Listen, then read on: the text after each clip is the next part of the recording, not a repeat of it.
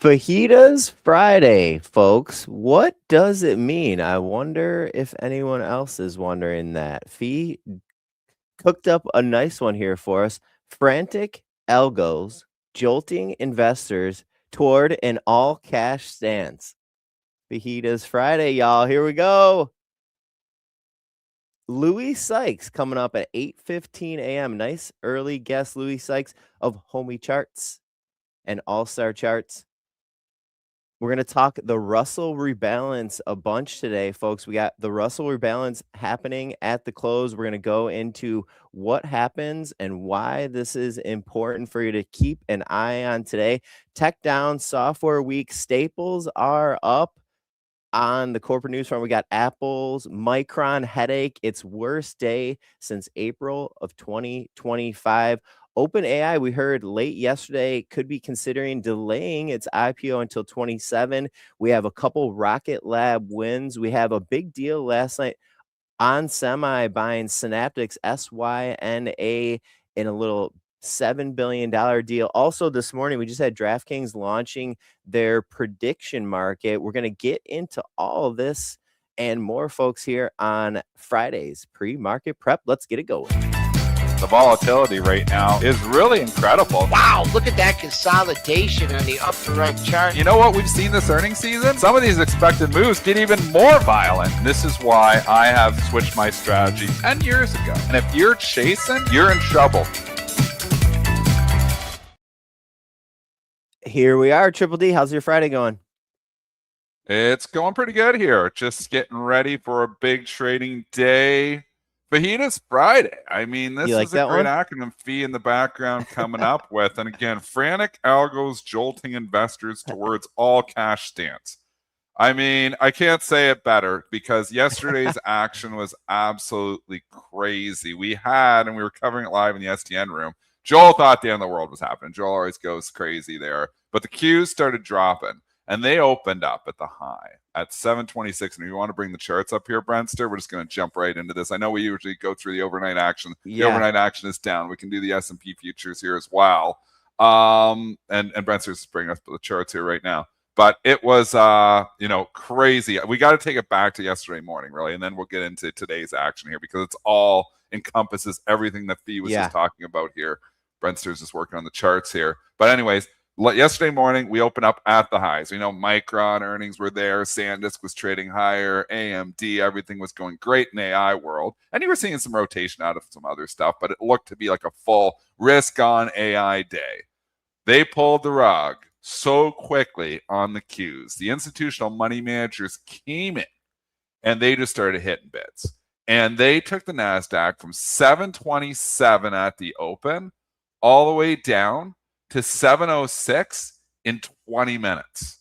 So you're talking about a 3% fall from top to bottom in 20 minutes on no news, just pure profit taking. We came up, we back and filled, we've come back up here. On the S&Ps and the Qs, have bounced, and they bounced yesterday. But now we're leaking again, and we're leaking here overnight. And we're leaking on some of those leaders as well here. If we're looking at Micron this morning, it's down 56 points. If we're looking at SanDisk this morning, it's down 106 points. Shit. We're getting the charts in here right now. We just heard Fee for the first time. Fee, that was great. The first time in the background, and he cusses. That's okay, Fee. Michael Feehan in the background here. We're having some other issues with our other charts, so we're going to have to show these charts here this morning. So no big deal, but you can see, the Micron action. What I was talking about was the big violent sell-off there yesterday morning. Obviously the rally from the earnings, but then, it sold off half of it in the first 20 minutes and that QQQ sell-off. Then we went back up. We failed to make a new high, though. Why is that significant? Because when you fail to make a new high, people start getting nervous. And when we didn't make a new high yesterday, I'm talking the intraday action, then we started leaking. Now we've given most of that back. So I would say guilty until proven innocent on all these names. I'm very nervous on this market. I've been saying in the think tank for the last few days. I've been slowly raising some cash. My Apple sale of last week looks to be really good because that stock really got killed yesterday. But I sold my Tesla. I've been selling some stuff. I haven't sold a lot of the AI leaders here because they've been such leaders. My cost basis is so low on some of these things. I don't really want to realize the big gain. AMD, my cost base is like $95. Like Dell, my cost basis is like around the same, like under $100. I'm like, do I really want to, like, is it really over, or is this just a pause? That's what you always have to analyze when you're investing. When you're trading, though, it's a completely different animal. And it looks to me like we have overhead supply all of a sudden on a lot of issues. But if we look, Micron, SanDisk, you can bring that one up, feed too. Same story. They've been moving higher. Obviously had great days yesterday. Not having great overnight sessions. They're dipping here. But the real problem lies in the Magnificent Seven, which we were covering yesterday as well. They have been lagging. The Mag 7 has went to the Lag 7. And the Mag 7, let's start with Apple, because it was the most major problem yesterday. We were nervous about this headline in the pre-market. It had been rumored that Apple was going to raise prices because of memory costs. They absolutely did yesterday morning. And we're like, ooh, I do not like that headline. I do not like that. Stock obviously got murdered yesterday on that, because when you're raising prices because of excess demand, because you can't keep up with demand, it's just business going really well. That's one thing. But when you're raising prices to keep your margins because you're getting squeezed, that's a forced price raise, and that is not what you want to see. So there's, you can't just say raising prices. Algos say, oh, raising prices is good, and they automatically buy. But that's where humans still, are better, at least at this point in time, to determine that, no, this is the price rise for the wrong reasons here. We're raising it because we're concerned about memory prices, and Apple absolutely got crushed on that yesterday. This was one of the worst days. I know Nick Brown in the background was working this. What did he say? What was Nick Brown's stat? This was like the worst day relative to the S&P in like 7 years or something. Yeah, let me see if I can find it real quick. Great. I don't know if I can find it. Yeah. Great. I'd have to scroll back, but Apple had a horrible day. But it's not just Apple. Like, let's go through the Magnificent Seven. Obviously Micron's not part of the Magnificent Seven. Maybe it's going to be in the new acronyms. I know they're creating mangoes, and they're all creating acronyms. We're creating fajitas. But I mean, let's just go through the Magnificent Seven and start, with yesterday's action. Apple down significantly. Microsoft, which can't catch a bed. It's up a little bit here this morning because software is bouncing a bit with the hardware sell-off. But I mean, Microsoft overall has been just terrible. If we look at the daily chart, maybe Fee, you can go out to the daily here. We'll stick with the dailies on these, so we don't have to worry about. There you go. You can just see how ugly it's been. We're back down, took out the March lows. The rally that we had in May is all gone. That software bounce that we had was the selling opportunity of maybe the year, because all those software names that bounce have all been hammered. So Microsoft has just been in trouble here. Meta has not been any better. Meta is approaching its March lows. Same story. These charts look the same. Ugly. I do own some Meta in my long-term account here, but it's not going well. Google has now started rolling over too. It's down another $3 today. Gets added to the Dow. They didn't even care. No indexers coming in to buy it whatsoever on the announcement. Stock closed down that day. That one looks heavy too. I know I'm flying through them, Brentstern. If you have any comments, no, you're good. Good. Tesla has been, SpaceX is the new sexy toy. Well, not that sexy because it's at all-time lows too. But it's a new toy, and you're starting to see the Musk. The volume. We were I think it was Nick Brown pointing that out again yesterday. Tesla won its lowest volume days in a long time, lightest volume day in 10 years. Why? Why all of a sudden? You know why? We know because you have those hardcore Elon Musk traders trading Tesla are now trading SpaceX too. So this is what I was worried about when I sold my Tesla. I compared obviously, and we had Pratt helping with the analogy there too. But I compared Tesla to Woody and SpaceX to the new Buzz Lightyear. And with the new sexy toy in town, everybody's trading that. So Tesla's starting to wane, and you don't have valuation support. There's no value investors coming in. So if it starts to lose momentum, Katie bar the door, it starts to look ugly. So I'm all out of my Tesla. Amazon has been a mess. These are the biggest companies in the S&P. Amazon has been an absolute mess for the last month, just going straight down. Q's going up because of Micron, because of SanDisk, because of Dell, because of AMD, not because of Amazon. So it has become the lag 7 here too, moving down as well. And then, so we went to all those. That's the 6th. And then the 7th one is NVIDIA. And NVIDIA, well, it's got to be doing good because the SMH is near all-time highs. No. NVIDIA has been forgot and moved away too. So the Mag 7 completely the lag 7 in the last month here. And now yesterday they're breaking down again. So, I mean, this is an issue for the overall market. When you lift up the hood, and we do this so often, we're looking at why is the indices up? Well, when you got Micron going up 10% a day, and it's a top 10 component, it's dragging the whole index up. Caterpillar yesterday, you're like, the Dow is doing well. Well, the Dow is doing really good. Well, Caterpillar, it's a price-weighted index. Caterpillar was 400 points in the Dow yesterday because it was up $60. Can you believe that, Brentster? 400 equivalent points in the Dow yesterday was just Caterpillar. The Dow was only up 80. So that means the other stuff was all down. So people will come in and say, oh, yeah, the Dow's doing great. Well, no, it's just a few stocks. So it wasn't a few stocks a few weeks ago, but it's now get down to a few stocks here. If we lose Micron and SanDisk, then we got problems. So we don't want to lose that leadership of these stocks here. But there is definitely some things to get nervous about. Doesn't mean it's over. Doesn't mean the markets are crashing. We know if you stay bearish too long, it's usually a bad call. But right now, there's definitely some things to worry about. Dennis, do we need, serious question here. Do we need leadership in the markets? Do we need a group to go to, say, hey, can we look at NVIDIA to let us know where business is going the rest of this year? It's a great question. Can the markets go up without any leadership? Can the markets just go out on a broad-based rally? And you know what? We've had some smaller stocks moving. I mean, IWM's doing great. So it's a good point. We have the Russell rebalance day, which we're going to cover in depth here after Louis Sykes after 8:30. So stick around for that. But I mean, the IWM is doing well. But even when you look at the IWM and you're like, man, that's doing really well. Well, a couple of the major components, because they haven't rebalanced yet, are BE and Credo. So, I mean, these also are AI. So all of a sudden, the IWM is a little bit AI-ish because it's got 2,000 stocks in there, but I think it's 3.5% of just those two stocks because they've moved up so much. Kind of like it did with GameStop back in the day when, it started to be all of a sudden a big component in the XRT. It was like 27% of it because these do quarterly rebalances and it hasn't rebalanced yet. So, but we get the big one here, the yearly, annual, monthly, or the annual rebalance today. So some of that is going to obviously change after Monday when they do rebalance here today. But, IWM's done okay. The financials have been pretty darn good, holding up really well. The Canadian banks have been unbelievable. Royal Bank just goes up RY. We don't talk Canada, but EWC, not far from all-time highs. So there is definitely a lot of pockets of strength and other things as well. But we know the major S&P index is driven by tech. All the major components are tech. So if we start to seriously lose the Mag 7 and Micron, then you're going to see your indices start to fall, at least the S&P. That was good. That was a good response for sure. I think that trying to think of how to ask this next question. I mean, we can keep going here. Yeah, I mean, we had lots of headlines. There's a deal. Let's quickly get to the deal. We got Louis Sykes going to come on early. He always comes on 8:15, so we'll try to get the deal in.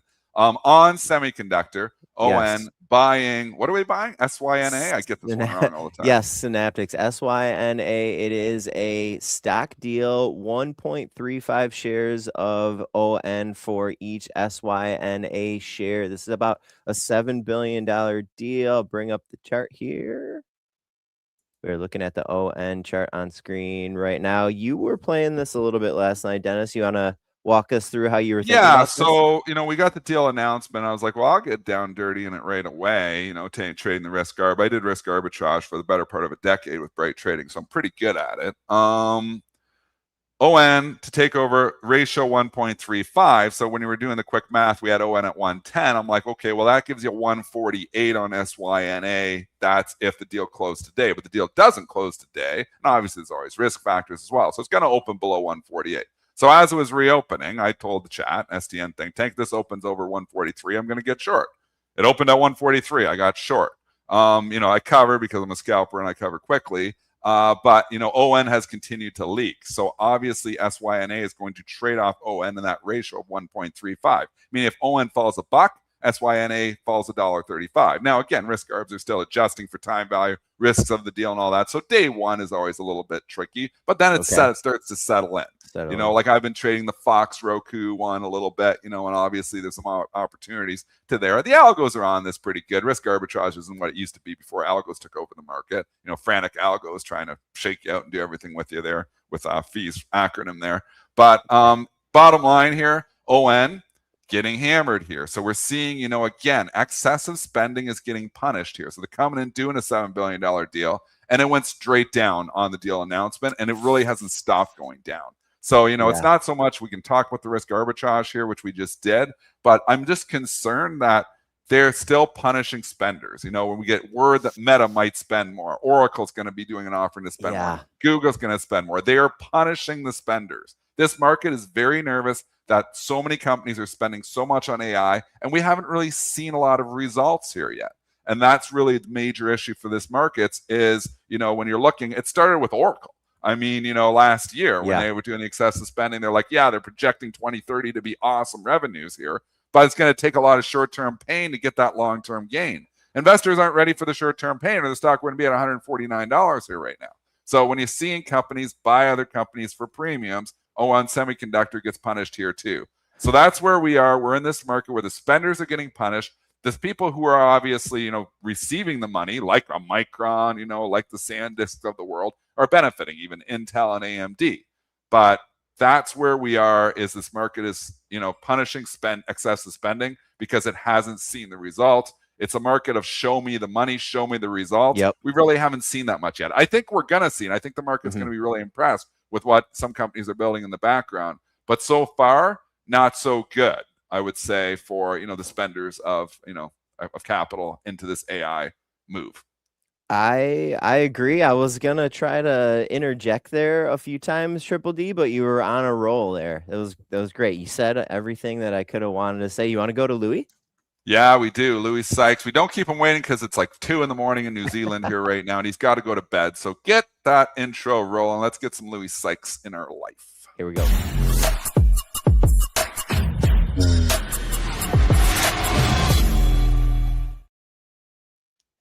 Louis, good evening. How we doing? Great, guys. It's fantastic to be joining you. Always. What time is it? I forget. What time is it where you are right now? Well, we just had daylight saving, so it's just past midnight, Dennis. Oh, okay. It's not too bad. It's not too bad. You go to bed now? Do you stay up for this show, or are you ready to go to bed? Or are you just up all night trading crypto anyways? I'm not that degenerate, Dennis. It's just my Friday nights. It's a weird coincidence. It just happens to be on Friday. That is when I have all my crypto meetings. I guess people are just a little bit more relaxed on a Friday, and they want to talk about a more interesting market. And so all my crypto meetings happen to fall on a Friday. Wow. What do you know? Okay, well, there you go. Okay, well, we're jumping in right into this crypto talk here right now because Bitcoin was all over the media yesterday. It's lost the 60,000 level. The Bitcoin bubble is over. Are you ready to bury this, Louis? Like, it's everybody's talking about the 60,000 level being lost. What are you talking? What are you saying on Bitcoin? Yeah, it's not a pretty picture. I think last time I was on the show, I think I was on here saying, Bitcoin's ready to break higher. And so, going back, I was definitely wrong on that call. But look, we're back below 60,000. And so, like you say, that is a really big level. And even if you have a look at what's happening in MicroStrategy, I mean, how terrible does this thing look? MicroStrategy is really breaking down here, and there's a bit more pressure. And so I think we're definitely closer to the tail end of this crypto bear market. I think we could absolutely have another flush lower. I've got a little bit of a longer time horizon. So even if we have another flush lower, I'm happy riding up that volatility. And now is when I'm starting to begin thinking about some longer term positions to begin entering. Do you want to show your charts, Louis, or it's up to you? We should show charts as well here, but if you want to show yours, we'll let you jump in, share your screen with us as well. I mean, I was looking at this MSTR yesterday, and then there's like the preferred stocks, ST, I forget what it is. Maybe the MSTR. They have so many, Dennis. It's ridiculous. They're all falling though. They were all like 100 on par, and they're like $75. So like, you're seeing like credit concerns here. When you start seeing them all start falling like this. So MSTR is a complete mess here. Obviously, he's all in levered on Bitcoin, and you know what? It's just as it goes down, he's going to get squeezed a little bit here. What's this chart we're looking at right now? So we've got Bitcoin and Ethereum, obviously the two behemoths of the asset class, breaking below these key levels of support. We're still in a downtrend. Don't get me wrong. And then when you're talking about MicroStrategy and you look at the weekly line chart, I mean, this is the most classic head and shoulders. Whoa. You would see this in a CMT textbook. Yeah, literally. Yeah. Is it so bearish that it's bullish? Sometimes when they're so textbook, I've seen this set up that it's the perfect head and shoulders and everybody piles in because it has to go down because it's the perfect chart. Can you see sometimes that actually goes the other way? Yeah, I mean, absolutely. I would say that we are again closer to the tail end of this crypto bear market. I mean, and don't get me wrong, I'm not a MicroStrategy fan. I would never touch this thing in my life, and the reason why is because, like, if you buy the common stock, which is MSTR, what you are essentially putting yourself into a position is you are putting yourself below all of these different preferred shares that they now have on the capital structure. And so you're just going to get squeezed and squeezed. And I think even Michael Saylor himself literally said, don't buy the common stock, buy these preferred shares. But even if you did that, like you say, these things are just collapsing. Here's Stretch, which is STRC. So the way that these products are structured is that they're supposed to maintain a peg with $100 US. And you're supposed to get a constant 11% dividend over time. That was the story that was told. But that's been broken. This thing is trading at $75, and it just looks terrible. 73 this morning. It's down another $2. Yeah, this is concerning. Like I did a lot of like preferred trading in back in my day as well, and looking at those, back during the financial crisis, you start seeing all those preferreds break down because all of a sudden there's credit concerns here. I mean, that's what this looks like to me. It looks like people are concerned about not so much, maybe Bitcoin, well, maybe Bitcoin continuing to fall, but that they're levered up in here and they actually may have to sell some, Bitcoin to pay some bills. So, the name of the game is not buy high, sell low. Could there be some forced selling eventually in here if Bitcoin continues to fall, Louis? Yeah, I think, people, there's a lot of hot takes with MicroStrategy and, whether it's a Ponzi scheme and what, there's everything under the sun. I think it's just gonna fade into irrelevancy. This isn't like the 2008 financial crisis where we don't know what the valuation of all these assets on MicroStrategy's books are.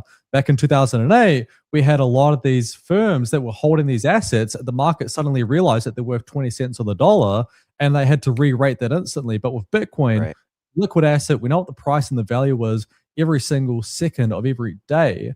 And so even if they have to sell to pay their dividends over time, sure, that will probably happen. And I just think this thing will probably fade into irrelevancy, and it'll be something that we look back on in 10 years' time saying, oh, do you remember that MicroStrategy thing? Corporate treasuries that popped up just buying Bitcoin and crypto.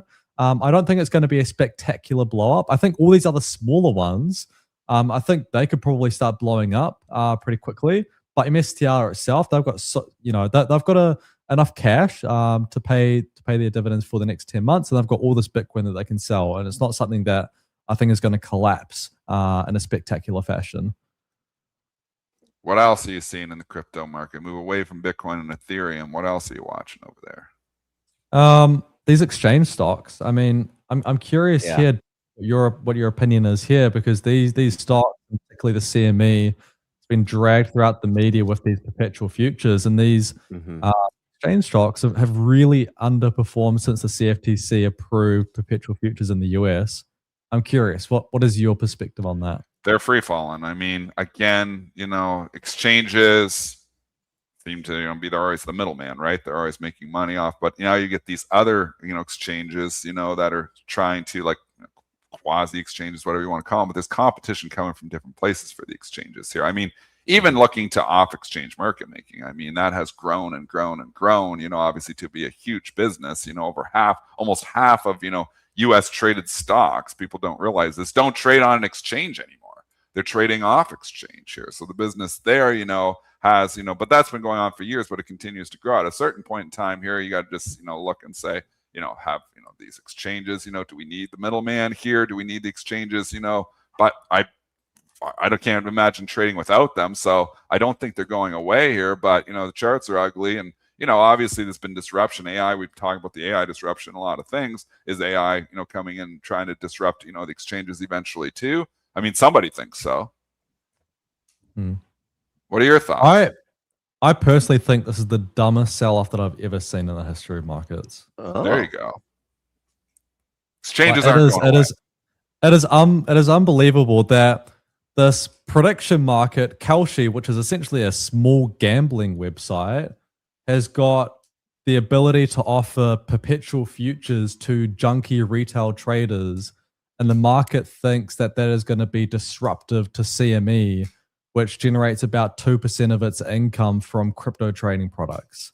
Like, it is the most unbelievably, spectacularly stupid sell-off that I've ever seen. And I think these exchange stocks are just screaming buy.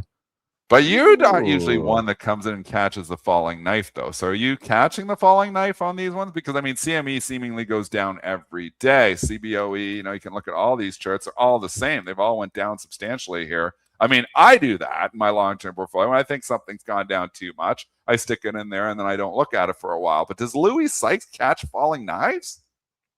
Yeah, I mean, look, I'll whack this thing in my long-term account. You know, this isn't a trade. It's not a day trade or a swing trade.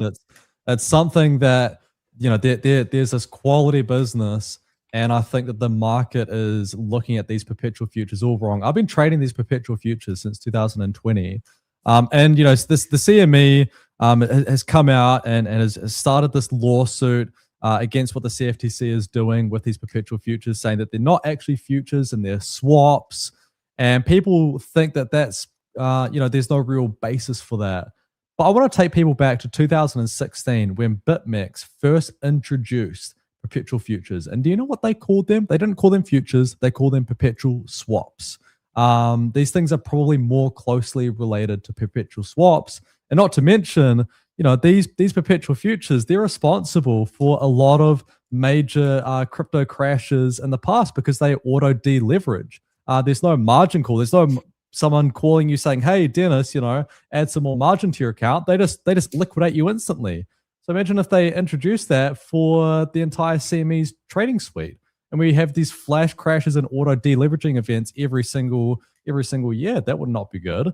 And so I think you know, this sell-off that we're seeing here in these exchange stocks, particularly the CME, is just ridiculous.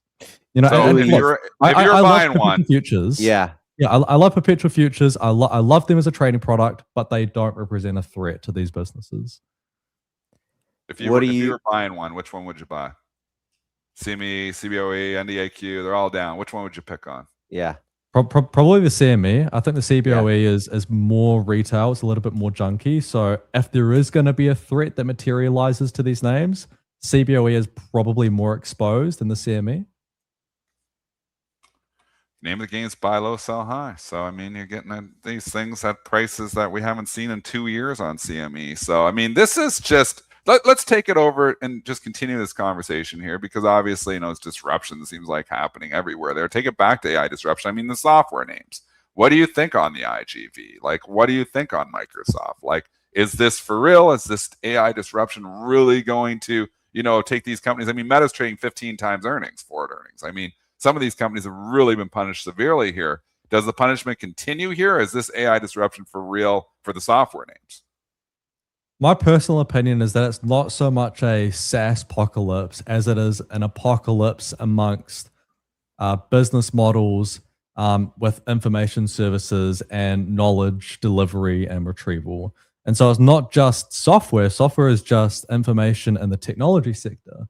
But you have information services and financials and industrials, even some more cyclicals like materials and energy.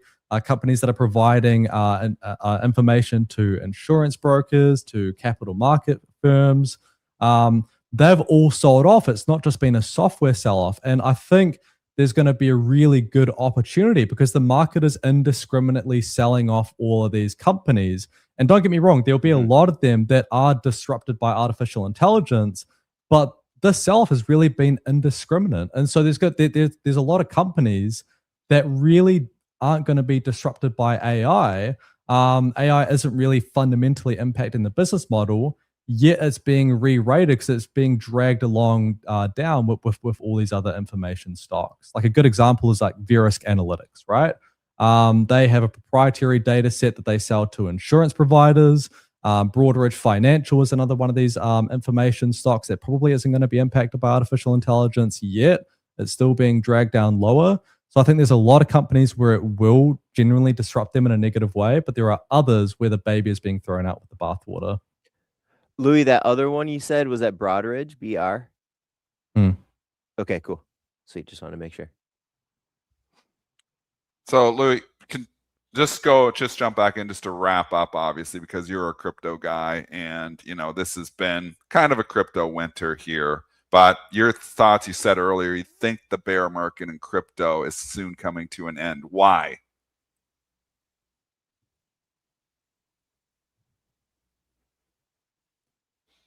I'll point you to one indicator, and that's the realized price. And this is one that I've looked at and traded multiple cycles. And so the realized price tracks essentially the cost basis of all Bitcoin investors. And you generally want to be buying out if you're a longer term investor when people are losing money. When people are losing money in crypto, that is generally a great time to be buying. The way that JC, my mentor first in the business, told me, he said, Louis, you want to kick people when they're down. And it sounds terrible, don't get me wrong, but in markets, we want to do exactly that. We want to kick them when they're down. And we have that exact setup right now in crypto. I talk to these crypto traders every single week, and people aren't trading crypto anymore. They've pivoted to stocks, memory stocks, and into the AI trade. Nobody is trading crypto, and the sentiment in this space, just my anecdotal experience having been around in these cycles, is a lot worse than what it was in 2018, and it's significantly worse than it was in 2022. A lot of people have completely lost their longer term conviction in crypto, and I love that. That's Louis Sykes. Anything else? Yeah, it's great. Yeah. Awesome stuff, Louis. We always appreciate you coming on. Obviously, it's midnight there. Go get some rest. Get some rest up there, and we're going to see you again real soon. All right. Cheers, guys. Thanks for having me on. Louis. Have a good weekend. Louis. Later. All right. That makes me feel a little bit better. I'm still holding a little bit of Bitcoin there, but when Louis comes in and says, this is actually the time, when it's this ugly and everybody's, just saying they're getting the hell out, maybe it's not a bad time to be buying Bitcoin here. I don't know. I feel like the story is, I don't know if it's over, but it's ice cold here right now. I don't know what reignites it here. I've been, bearish Bitcoin for a while here too, but, I'm still holding a little bit in the long-term account because I'm scared to go to zero.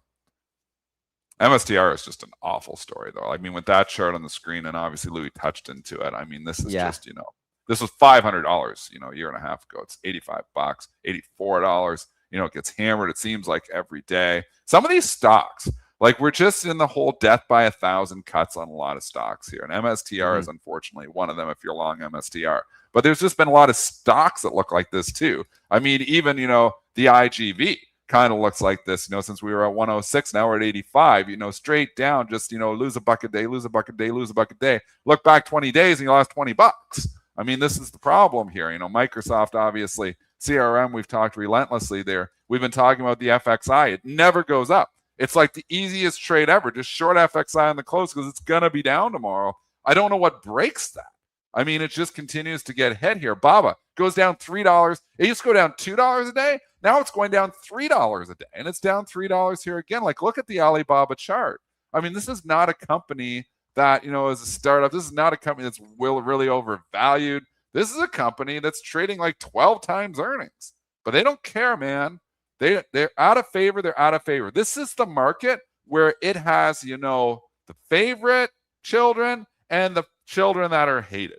That's really what it has. And there's no in between. It's like you're loved or you're hated, and that's what's going on. And you do not want to be in that hated camp here because it is so hard to turn around. It is a market of momentum. It is algorithmic driven for certain. That there's so many momentum driven algos. That's why we see these V bottoms all the time because they hammer.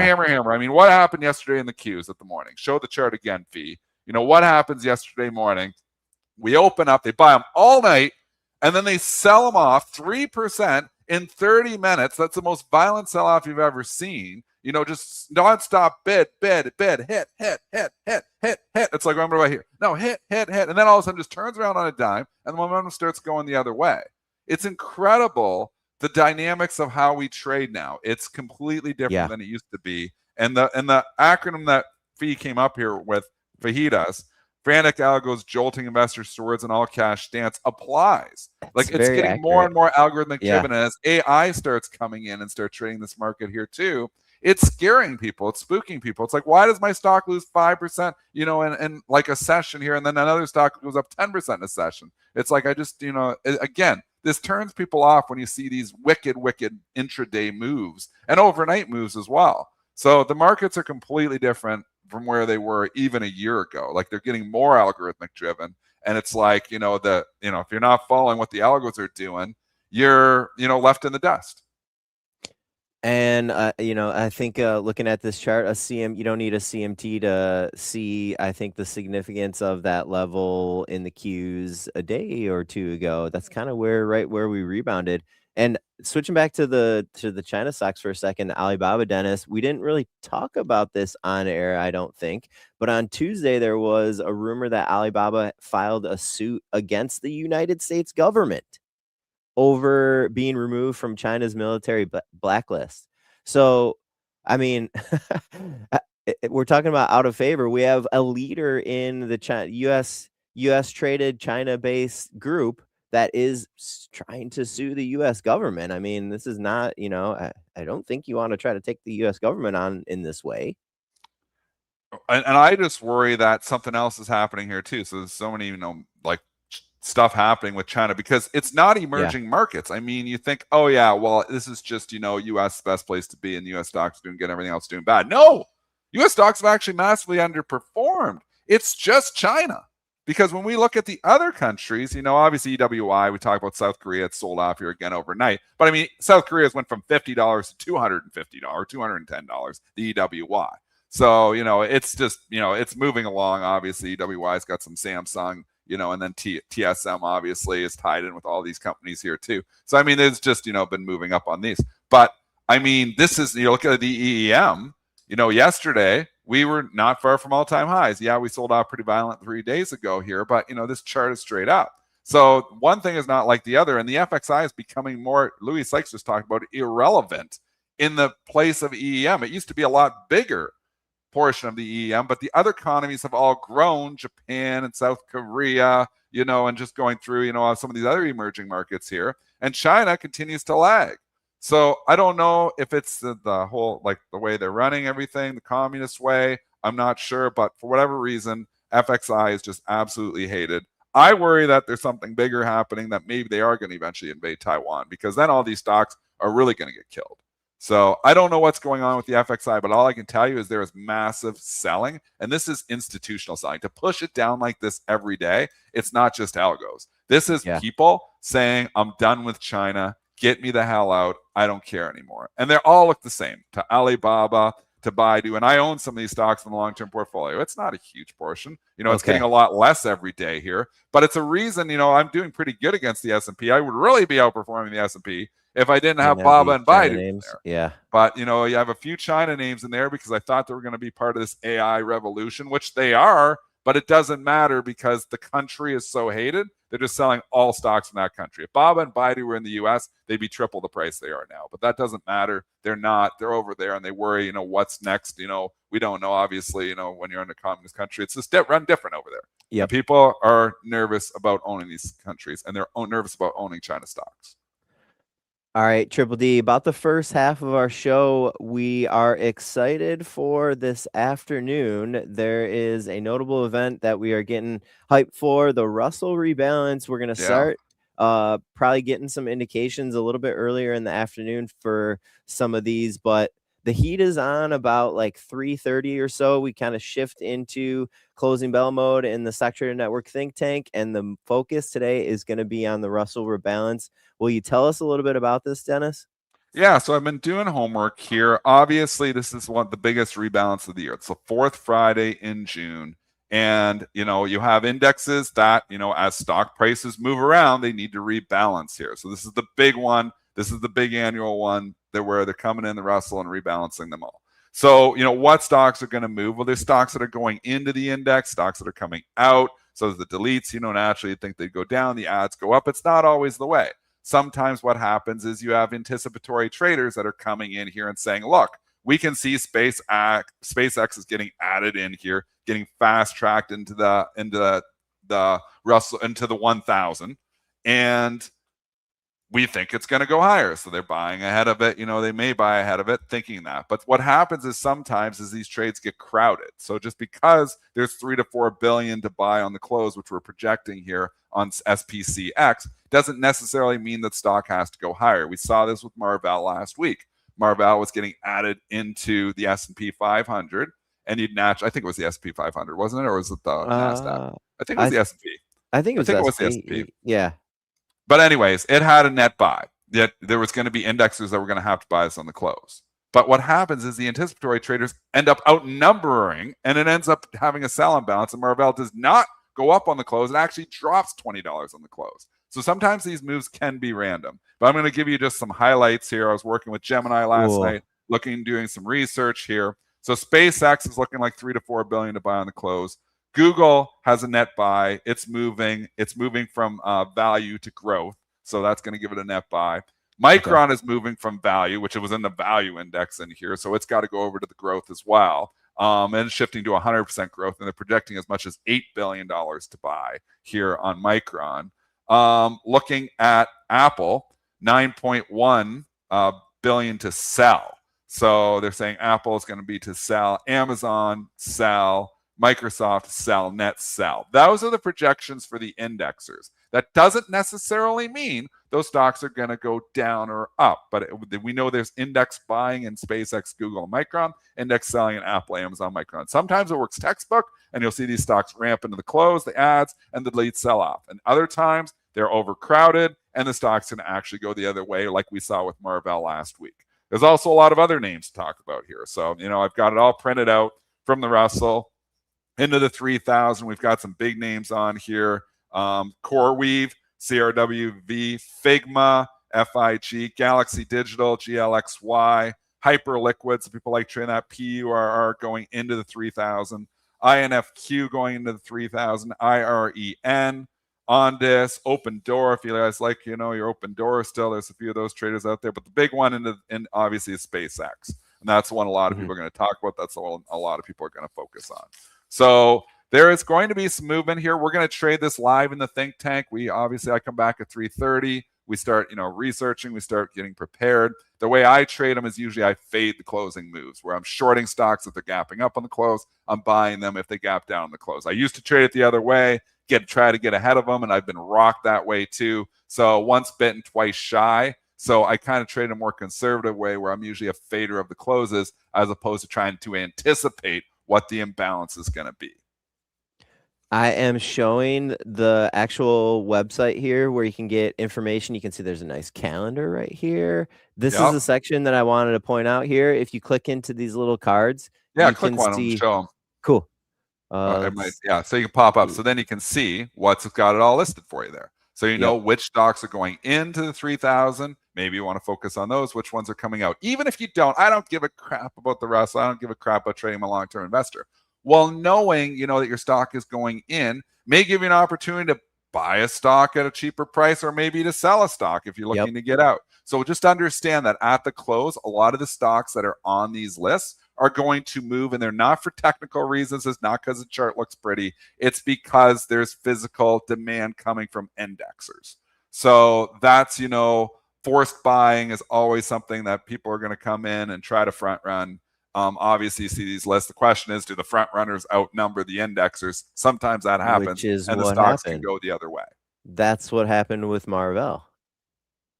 That's exactly what happened with Marvell. Yeah. Everybody was anticipating a big buy imbalance on the close because these indexers had to buy, and it ended up being a huge sell imbalance because there was too many anticipatory traders anticipating that the indexers were going to be there, and they were there still. But if they outnumber you, like if you've got, indexers like that got to buy 5 billion, and your anticipatory traders have already bought 10 billion, well, that's a -5, and that's going to go the other way. So it's all about, order flow, and there's people who are in there trying to get ahead of the indexers there. Sometimes there's too many getting ahead of the indexers, which that's the reason it can go the other way. And Dennis said it, but I think it's important enough. I just want to repeat it here. Maybe you don't want to trade this Russell rebalance.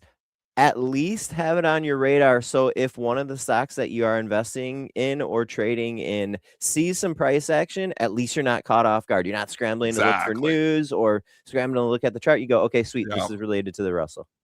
Yeah, for sure. You're going to see some violent moves at the close. One thing we're promising you. And like, just don't think it's the little stocks that are getting added. You know, you have adjustments. When Micron's moving from the value to the growth, there's some net buys going on here. When Google's moving all to growth, some net buys going on. And you've got Apple, you know, and obviously you've got Amazon shifting over to the value index here. So there's a net sell happening there, at least from the indexers. It doesn't mean necessarily it has to go down, but you know that that's going to be indexers coming here and selling because they have to mimic the index. So when you have to mimic it, there's forced buying and forced selling on the close. Continuing, so that's the Russell rant here. Obviously, you know, this market, you know, continues to leak here. So let's go back to the S&Ps here because we are leaking here. I mean, let's go to the leaders. It's not the Mag 7 anymore. Your leader is now Micron. I tweeted that out here. You know, remember the Captain Phillips? You know, look at me. I'm your leader now. I am the captain now. This is Micron. It is the captain now. It is leading the market. How does the market go up, you know, when the Mag 7's going down? Because Micron is moving so much. Like, again, Micron's only, I think, number 9 in the index. So you're like, well, it's not as powerful as the Apples and the Amazons. But when it's moving 10, 12, 15% a day, it's more powerful. Just like Caterpillar being up 60 points moves the entire Dow, Micron has been moving the entire S&P. So it is that powerful. It is the captain right now. Will it remain the captain? Who knows? You know, like obviously, you know, Captain Phillips, you know, the pirate got arrested eventually, wasn't the captain anymore. So, you know, this can happen too. But right now, it is the captain. And right now, this morning, Micron is down another 6% here. So we had the dead cat bounce yesterday. Obviously, we had the big rally on the earnings. We had the big sell-off in the morning where everybody was spooked, and then we dead catted out of there. But we didn't make new highs, and now we're breaking down new lows. I've argued that I think the Micron highs are in. Apparently I was wrong because we did take it out by $10, but I still feel like this trade is tired. I feel like it is crowded. I feel like it needs to uncrowd. Do I think AI is for real? Yes. Do I think AI is a bubble? No. Do I think there's a bubble in some AI stocks? Yes. I think in that bubble is just priced in a lot of good information. People argue to me, it's 9 times earning, Danny. It's 9 times. What do you mean? There's no bubble. This is so cheap. Yeah, but you've got to understand their margins. Their margins typically are 30%. Their margins last quarter were 88% because what they're selling has went up so much. It is a commodity stock. And if memory prices start to drop, don't kid yourself, that Micron PE will go higher and that stock will go lower. So it's all dependent on where memory prices are doing. Is memory prices going to stay in the bubble? They've been in the bubble for a long time here now. It may continue. I mean, we're still in demand. AI is real. The spending is real. They are a beneficiary of the spending. So that's all the good news. Doesn't mean the stock has to crash, but it means at this point in time, this is a crowded long, and I think it's due for some uncrowding. Something to keep in mind here too, ladies and gentlemen, as we're talking memory, and as we got, how long has DRAM been trading for? This has been trading for a few months now, a couple months now. A reminder that we're going to get SK Hynix entering the U.S. market. It's expected July 10th. So kind of, you know, what you were saying, Dennis, crowded trade here. Sure. Does getting another major memory player available for people to trade and invest in the U.S. do anything to just kind of naturally uncrowd that? Probably maybe not, right? I mean, as you get more participants, it does, but it's more just on, you know, obviously all these stocks, you know, it's not just, you know, the demand is real. So that's one thing you can't argue with all these companies. Demand for their product is real. The demand for memory is real. And that demand is probably not going away suddenly. So, I mean, it's a matter of like, is there bottlenecks here and the bottleneck relieves? Is there, you know, like when Apple has to raise prices because memory prices come up so much, you know that the supply constraints are real and the demand is real too. So Apple does not want to raise prices because they know, like people unresolved here might be like, nah, I'm going to buy that computer for $200 here. You know, I'm going to go, you know, somewhere else, or I just don't need it that badly. I mean, that's an issue. Forced price raises, this is how serious this is. But I mean, a lot of this stuff has been priced in here. I mean, these moves have been unbelievable. Sandisk's up 2,000% in the last year. 2,000% is like the lifetime of a stock. If it goes up that, it's an awesome lucky. If it you're went lucky. up in the last year, 2,000%. So are these trades crowded? Oh my gosh, these are maybe the most crowded trades that have ever existed. So do they uncrowd at a certain point in time? 100% they're going to uncrowd at some point in time. Just a matter of when. Does it go to 3,000, 4,000, and crowd to 3,000? I don't know. But all I can tell you is the tape action from, yesterday was somewhat concerning. When Micron had that blowout quarter again and it popped, and then it gave back $100, and now it's giving it back here again. You never want to see your stock going down on good earnings. You can say, well, it's still up, from where it reported. Yeah, but it's almost given it all back. So I think there's, some red flags out here to tell you that these stocks are due for a breather. I think they're due for a breather, and we're seeing it this morning. Triple D, when we logged off last night from the Stock Trader Network think tank, one of the big movers of the evening was Rocket Lab, RKLB. They had a press release at 4:10 p.m. last night. They disclosed that NASA has selected the company for a couple missions, the Pulsar mission and the Thesis 2 mission. As far as I could tell, we did not know about NASA awarding these to Rocket Labs previously. From yesterday, we had Rocket Lab shares that rallied about $5, but have kind of pulled back. Giving it all back. Gave up all the gains, overnight. We were kind of, I think it was maybe Ed in the STN room last night was seeing this price action last night, seeing the RKLB respond to this news and going, is this going to get, are the space stocks, are the rocket stocks going to be the theme tonight? We did see ASTS kind of start getting a little bit of attention last night, but again, that's kind of been forgotten here this morning a little bit. Yeah, I think we're in a sell-the-rip market. I mean, bears are back in control here. So bears were hibernating for most of April, most of May. They've come out here. Money Mitch calling it the June swoon. We can call it seasonality. You can call it that, but I think it's more than that. It's just the stocks are way overbought, man. Stuff was overbought, and now we're seeing the unwind here. But now we're getting into a point where like a lot of stocks are not just giving back their April and May's gains. They're giving back more than that. So, your Rocket Labs come all the way back down too. And valuation does matter. We always say this. Valuation doesn't matter when the story is hot. When the story cools off, it's the only thing that matters. So the story's cooling off here a little bit. SpaceX is kind of, don't look any farther for the Rocket Lab trading action than SpaceX, because it is now your leader. Who is your captain of the space trade? It's SpaceX. Well, SpaceX is sitting at an all-time low here. And looking, it's hung out here at 150 for too long. It looks like the 150 is holding, the 150 is holding. They're trying to hold it. Somebody's trying to make a stand. And support is support until it's broken. But man, if SpaceX loses 147, 148, 150 area, this thing will be 135 in a hurry, because that's the next stopping point. You lose 147, it's 135 because that was the underwritten price. That's the next stopping point. So there's 12 points of air below here, which is concerning if you're long. So, I mean, the space trade went ice cold. Is it going to come back and get hot again? Yeah, the story will get hot again here. But right now, I mean, we're unwinding in the markets. People are getting a little bit nervous. You're getting some short squeezes that, peter out here too.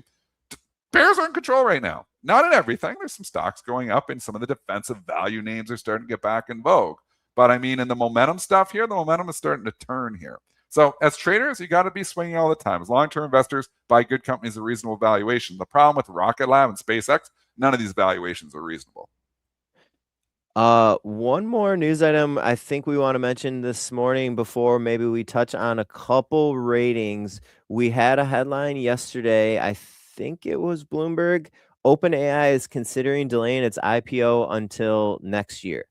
In the context of leadership, I think, right? Maybe there had been some investors and traders out there who were going, okay, maybe the Mag 7 has turned to the Lag 7. We're having a tough time looking for leadership in NVIDIA. Is it just the memory names? What about these AI names coming into the market? Can they occupy some of that leadership that maybe we've been grasping for the last month or so? I mean, if you're sitting here and OpenAI and you're looking at the SpaceX go from 225 down to 156, and now like people talking about, or it's 151, and now people talking about the IPO price 135, you're like, maybe this isn't the time to get all quick and get out there. Strike while the iron's hot. The iron just went ice cold. So I think they're probably going to be trying to time this. If they're smart, OpenAI and Anthropic will time their IPOs when the market is well receiving them. Right now, the market is a little bit nervous. The market's a little bit overbought. Then SpaceX was not well received. The high valuation here was not well received. I mean, OpenAI and Anthropic aren't looking at profits for a very long time. So you can look at price to sales, you can look at different metrics, but all these things are trading nosebleed valuations. It's what they do. you know, when the story is hot, they're going to trade at nosebleed valuations. Doesn't mean they can't grow into them, but if you're sitting here and you're an exec at OpenAI and saying, man, look how great SpaceX is doing. Well, it's not. And they're looking at it not doing great. And they're like, well, maybe we should cool it off. So I'm not surprised I start hearing rumors that OpenAI may delay their filing, because if SpaceX was trading at 300 right now, going 135, 150, 200, 220, 250, 300, OpenAI would be like, get out there, man. We got to get this going. They're like, yeah. You just let, you know, obviously they were the guinea pig here at SpaceX, and it didn't go. So. It hasn't gone that great. Maybe it turns around, but I'd sit down here near the lows. I think you got SpaceX. You do have the Russell rebalance. It's going in. That could help maybe hold it up for today. But I got to think that there looks to me, at least from a technical perspective, like there's some more pain ahead for SpaceX longs. Look at this awesome. We got a badass tip here. Gabe Fabe, one of our awesome longtime fans. He said, I was waiting for Joel, but it looks like he won't be back in time. This is the last trading day of my 50s. My birthday is on Sunday. Here's a token of appreciation for the fun and some learning that I've had over the last 5+ years on pre-market prep.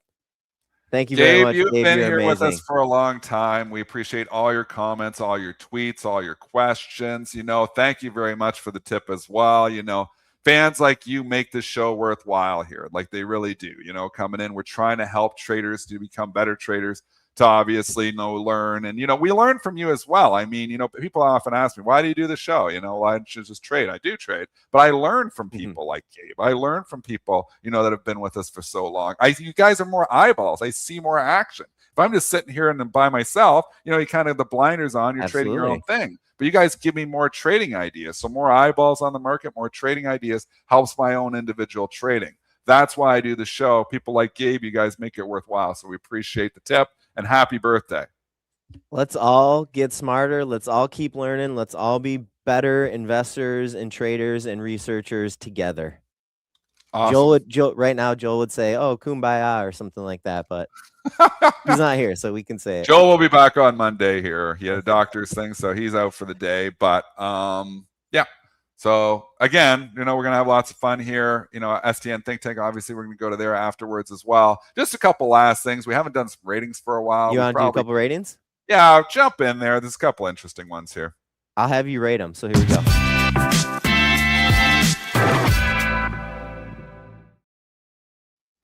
I'm going to give you a doozy to start. Crocs this morning, Piper Sandler upgrading from neutral to overweight. They raised their price target from $95 to $150. I don't know if we have any color from why they upgraded, but could you say how you would rate this Crocs upgrade, Triple D?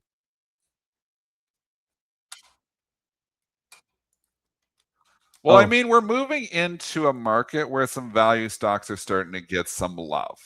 And value stocks is Crocs. You know, I don't have all the color here either. I do see Analyst, Anna, and Driva is the one here. But last time I looked at Crocs, this was trading. I don't know if you can grab the P in the background. I was trying to grab it. Then my PC started to freeze up here. I guess I got to go to a Mac. But last time I looked, this was about 10 times earnings. It's moved up. 8.5. It's 8.5 times earnings only, and it's moved up. I mean, this isn't a value market. Could it become one again if we start losing the momentum in some of the growth names? It could. So I don't mind this, actually. A stock like this can actually move opposite to the market sometimes. We're seeing, quietly, we're seeing value stocks start to show life here. You know, like Burke's obviously got a lot of cash, and you know it's not the best indicator anymore with so much cash. But the value stocks, the low PE stuff, is starting to come back into favor here. And Crocs is low PE, so the company with shoes with holes in them.